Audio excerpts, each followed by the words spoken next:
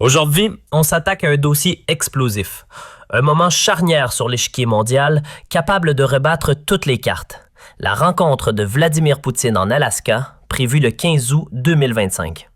Un rendez-vous qui a fait trembler les capitales et soulevé une interrogation lourde de conséquences au cœur du tumulte. Volodymyr Zelensky est-il arrivé au bout de son chemin? Oui, la question dérange, mais elle est sur la table. Dans cette vidéo, on va analyser pourquoi ce sommet pourrait marquer un point de non-retour pour Zelensky, en quoi son refus obstiné du compromis fragilise l'Ukraine et comment l'approche réaliste, certains diront cynique, de Trump et Poutine pourrait bien être la seule porte de sortie vers la paix. Alors restez bien avec moi, abonnez-vous si ce n'est pas déjà fait et activez la cloche pour ne rien rater. Commençons par poser le décor. Le 15 août 2025, Trump, de retour à la Maison-Blanche, accueille Poutine à Anchorage, en Alaska. Ce choix n'est pas un hasard. L'Alaska, acheté à la Russie en 1867, est un symbole historique, un pont entre ces deux puissances. Mais au-delà du symbole, ce sommet est une déclaration d'intention. Trump et Poutine veulent reprendre le contrôle d'un conflit qui s'éternise en Ukraine, et ils n'ont pas invité Zelensky à la table. Ça, c'est un signal fort. Selon des sources sérieuses comme Le Figaro, les discussions ont porté sur la guerre en Ukraine, la sécurité mondiale et même les traités sur les armes nucléaires. Mais le cœur du sujet est clair. Trouver une issue à une guerre qui a déjà coûté trop de vies. Trump, fidèle à son style, a déclaré qu'il saurait en 2 minutes si un accord avec Poutine était possible. Pourquoi cette assurance? Parce que Trump est un négociateur hors pair. Il l'a prouvé maintes fois. Il parle affaires et résultats, pas idéologie. Poutine, lui, arrive avec une position solide. L'armée russe contrôle environ 20% du territoire ukrainien et des avancées récentes, comme la prise de 110 km² en une journée, montrent que Moscou ne lâche rien. Pendant ce temps, où est Zelensky?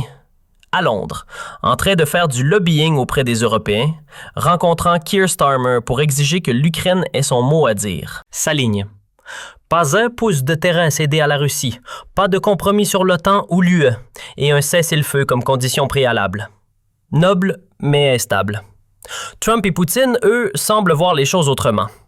Ils parlent d'un accord pragmatique, peut-être même d'un échange de territoire, comme Trump l'a laissé entendre. C'est controversé, mais ça pourrait mettre fin à une guerre qui ravage l'Ukraine. Zelensky, lui, campe sur ses positions. Et c'est là que les ennuis commencent pour lui. Depuis février 2022, Zelensky s'est imposé comme un symbole de résistance. Il a galvanisé son peuple, obtenu des milliards en armes et en aide de l'Occident et imposé des sanctions massives contre la Russie. Mais 3 ans et demi plus tard, où en est-on? L'Ukraine est à bout de souffle. Les villes sont en ruine, l'économie s'effondre, les pertes humaines sont incalculables. Et pourtant, Zelensky refuse tout compromis. Il part de l'intégrité territoriale inscrite dans la constitution ukrainienne et insiste pour que l'Ukraine soit au centre des négociations. Sur le principe, c'est défendable, mais dans les faits, ça coince. La Russie contrôle déjà le Donbass, la Crimée et d'autres régions. Les reprendre militairement est quasi impossible, même avec l'aide occidentale. Et le soutien de l'Occident, justement, commence à s'effriter. Les Européens sont fatigués. Les Américains, sous Trump, veulent réduire leur implication. Alors, pourquoi Zelensky s'obstine-t-il? Regardons les faits. En 2025, l'Ukraine dépend à 60% de l'aide étrangère pour son budget. Les contre-offensives ukrainiennes, bien que courageuses, n'ont pas renversé la vapeur. Pendant ce temps, la Russie, malgré les sanctions, maintient une économie stable et une machine militaire qui avance. Zelensky mise sur un soutien indéfectible de l'OTAN, mais avec Trump de retour, cette stratégie vacille. Trump a toujours critiqué l'OTAN, qualifiant l'alliance d'obsolète. Il veut des résultats rapides, pas une guerre sans fin. Poutine, de son côté, a été clair. Pas de négociation sans concession territoriale. Zelensky, en refusant tout dialogue, se met dans une position intenable. Et puis, il y a la population ukrainienne. Les sondages montrent une fatigue croissante.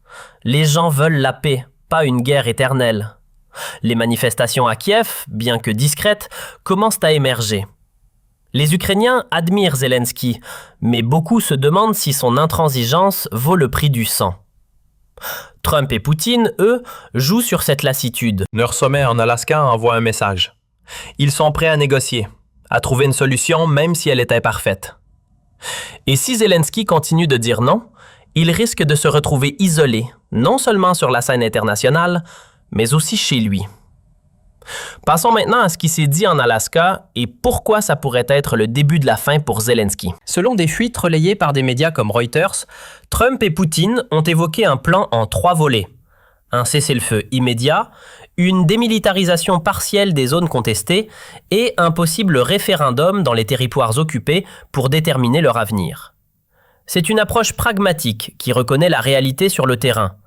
La Russie garderait probablement la Crimée et des parties du Donbass en échange d'un arrêt des hostilités et d'une neutralité ukrainienne sur l'OTAN. Pour Trump, c'est une victoire. Il ramène la paix, réduit les dépenses américaines et renforce son image de leader qui résout les crises. Pour Poutine, c'est une consolidation de ses gains territoriaux et une sortie honorable d'un conflit coûteux. Zelensky, lui, rejette ce plan en bloc. Il parle de trahison, accuse l'Occident de lâcher l'Ukraine et double la mise sur ses demandes d'armes et de sanctions. Mais cette posture le met en porte-à-faux. Trump n'a pas de patience pour les leaders qui bloquent ses accords. Il l'a dit clairement dans une interview sur Fox News.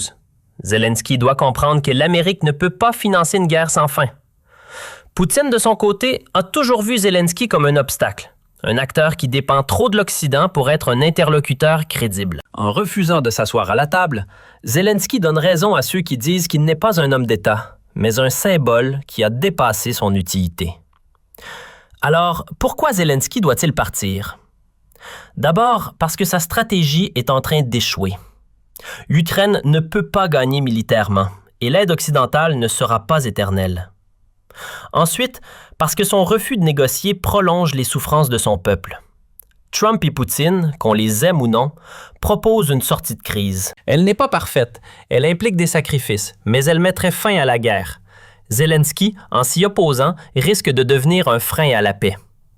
Enfin, il y a la pression interne.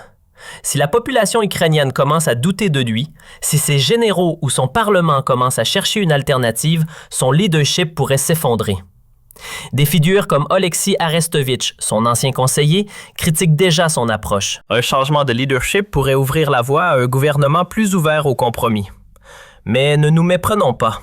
Trump et Poutine ne sont pas des philanthropes. Leur plan sert leurs intérêts. Trump veut un succès diplomatique pour renforcer sa présidence. Poutine veut sécuriser ses gains et affaiblir l'OTAN. Mais dans ce jeu de pouvoir, Zelensky apparaît comme l'homme qui n'a plus de cartes à jouer. Son départ, volontaire ou forcé, pourrait être la condition pour que l'Ukraine avance. Un nouveau leader plus pragmatique pourrait négocier avec Trump et Poutine, sauver ce qui peut l'être et reconstruire un pays meurtri.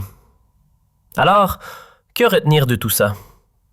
Le sommet en Alaska a montré que Trump et Poutine sont prêts à prendre les choses en main. Leur vision, bien que controversée, offre une chance de paix. Zelensky, en s'accrochant à une victoire impossible, risque de tout perdre. Son pays, son peuple et sa place dans l'histoire. Il est temps pour lui de passer la main avant que l'histoire ne le fasse pour lui. Merci d'avoir regardé cette vidéo. Dites-moi dans les commentaires ce que vous pensez de ce sommet et de l'avenir de Zelensky. Est-il un héros ou un obstacle? Abonnez-vous, partagez et on se retrouve bientôt pour décrypter d'autres événements qui secouent le monde.